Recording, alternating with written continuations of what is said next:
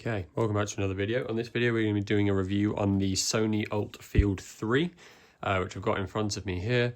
We're going to be going through the spec list, showing you around it a bit, getting some nice B-roll in there, giving a sound test, then letting you know what I think. And then in a video after this, I'll be comparing it to the new ULT Field 5, which is obviously the slightly bigger variant, which I've got here. So yeah, we'll do a side by side even sound comparison with those two, and I'll let you know which I think is worth picking up. But yeah, this is just an individual review on the Field 3. So spec wise, it retails for £179, which isn't too bad for, I mean, it doesn't seem too bad anyway for a speaker of this size and this weight and stuff. Pretty standard. I don't think there's anything too crazy going on there. We've got one woofer, which is 86 by 46 mil, and we've got one tweeter, which is 20 mil. And then obviously we've got the two passive radiators on the side. No lights on this thing, unfortunately, apart from the kind of alt button on the top, which has a kind of reflective skin on it. But yeah, no other lights to speak of. But yeah, we've got those two passive radiators on the side. It weighs 1.2 kilos, so yeah, it's relatively hefty. Like, you know, it's one of those speakers where it is portable, but you'd need to take a bag. It would take up like half the bag, if not more, depending on the size of said bag. And you're not going to not notice it in there. Like, it's over a kilo.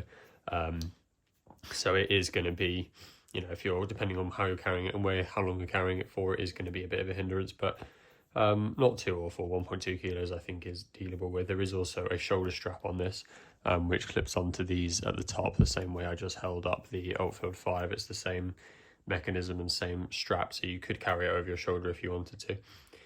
It's got Bluetooth 5.2, so yeah, not quite the newest version, but realistically, so it's all the same stuff. It does support stereo pairing with another one of these, or party connect with pretty much anything in the new Sony ULT range. So you can connect them all together with like 100 other speakers and pair them all in sync, which is really nice. Frequency range is really good on these. It's 20 hertz to 20 kilohertz. Obviously we'll have a look at our frequency range graph over there on the right when we've done the sound test, and we'll have a look and see if we think we're getting near that. But yeah, that's an impressive, normally we don't see 20 hertz on the low side, especially not from a speaker of this size. Normally you'd get more like 40 or 50. So that's really impressive. It is IP67, so yeah, dust and water proof pretty much. 24-hour battery life, and a 10-minute charge will get you 2 hours more of playtime. That's due to the USB-C charging port in the back, which is, yeah, very nice. 24 hours for a speaker of this size, brilliant. And then 10-minute charge will get you another 2 hours of playtime. So realistically, with regular 10-minute breaks, you could keep this thing going for a long time. So that's obviously very nice. It does have a built-in mic, so you can use it for calls as a speakerphone, and it also can be used as a power bank, so it can charge other devices. The I/O on this thing is literally just a USB-C, unfortunately, so that does the in and the out. So if you wanted to charge other devices, you have to use that USB-C port as well. But yeah, no aux port, no nothing. Unfortunately, it's just got that and a battery care button at the back.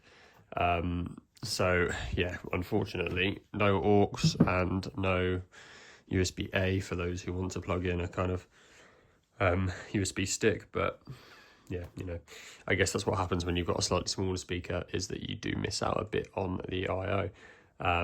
But yeah, we'll play Royalty at 80% volume for the sound test. We'll have a look at the frequency range, we'll have a look at the decibels, and then we will speak about it at the end.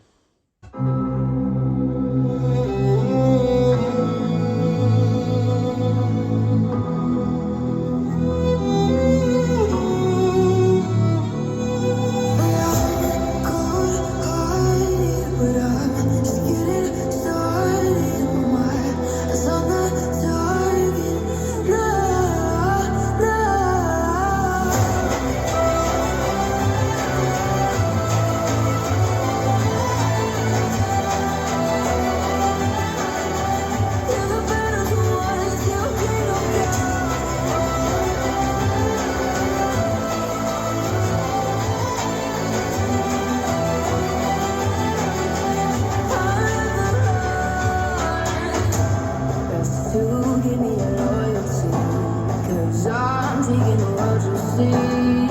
They'll be calling me, calling me. They'll be calling me royalty. Best to give me a loyalty. 'Cause I'm taking the world, you'll see. They'll be calling me, calling me. They'll be calling me royalty.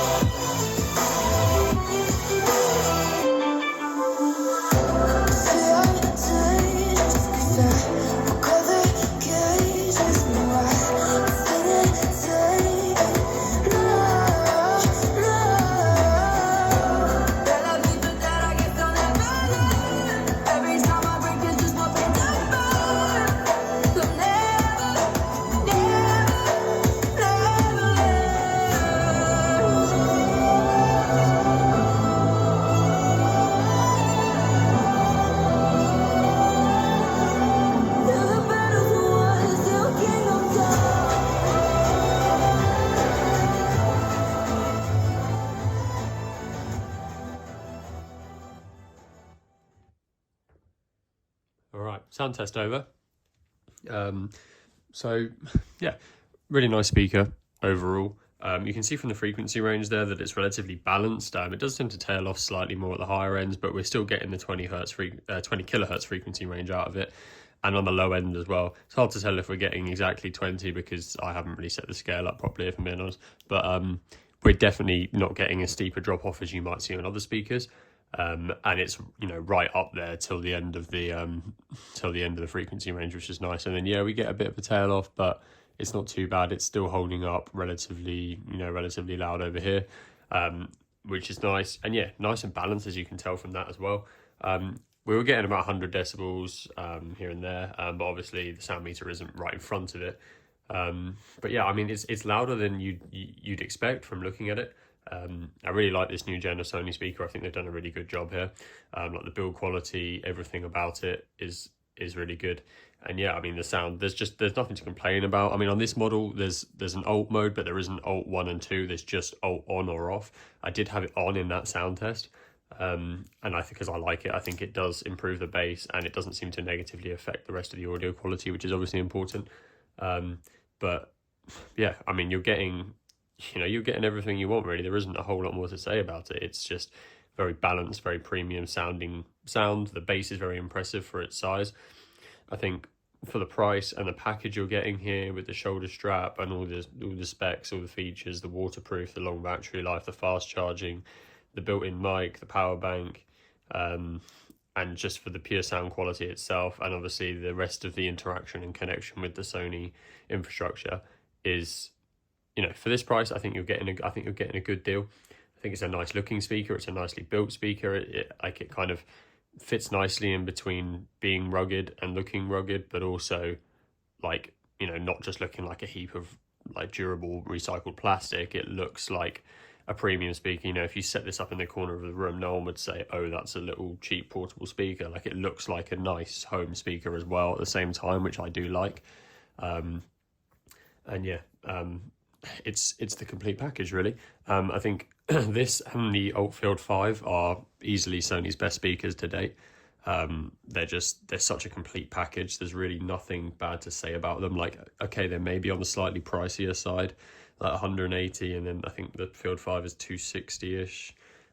So yeah, okay, they may be on the slightly pricier side of the market, but you know, Sony's a big brand. You kind of have to expect that, and you are getting your money's worth here. You honestly are.